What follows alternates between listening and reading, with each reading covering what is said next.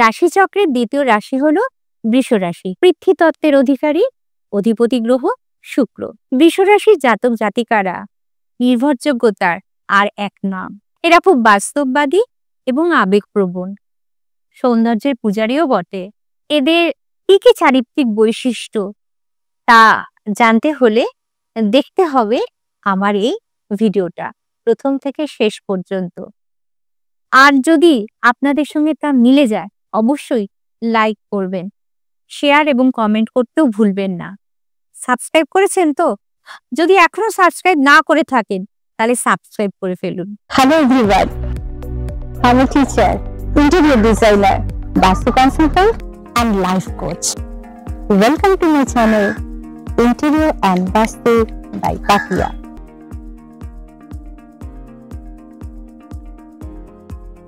বৃষ রাশি জাতক জাতিকারা জীবনের প্রতিটি পদক্ষেপ ভারসাম্য বজায় রেখে চলে। এরা খুব ধৈর্যশীল এবং উদার মনোভাবাপন্ন।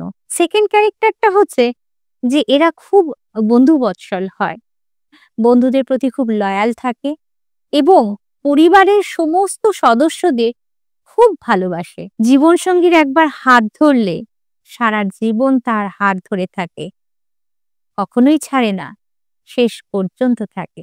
নতুন যদি কারোর সঙ্গে সম্পর্ক তৈরি হয় তাহলে কিন্তু আগে তাকে যাচাই করে নেয়। প্রথমে কিন্তু তাকে বন্ধু ভেবে তার হার্ট ওপেন করে নেয় না, আগে তাকে যাচাই করে, তারপর আস্তে আস্তে হার্ট ওপেন করে।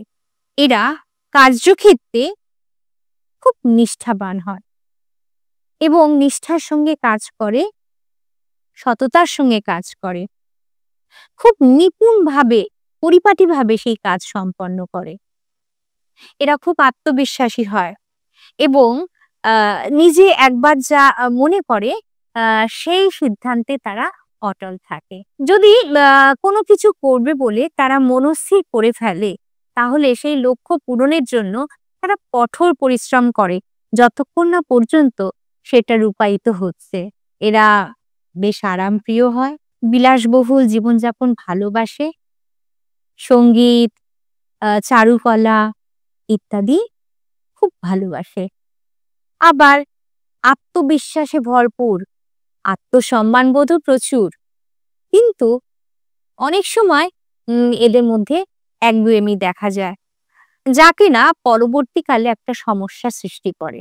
স্বভাবে এরা খুব নম্র, ভদ্র এবং শান্ত প্রকৃতির হয়। যেহেতু এরা পৃথ্বীতত্ত্বের অধিকারী তাই এদের মধ্যে স্থিতিশীলতা দেখা যায়, আবেগ তাড়িত হয়ে কোনো ডিসিশন নেয় না, বাস্তবসম্মতভাবে সিদ্ধান্ত নেয় এবং তা রূপায়ণের চেষ্টা করে।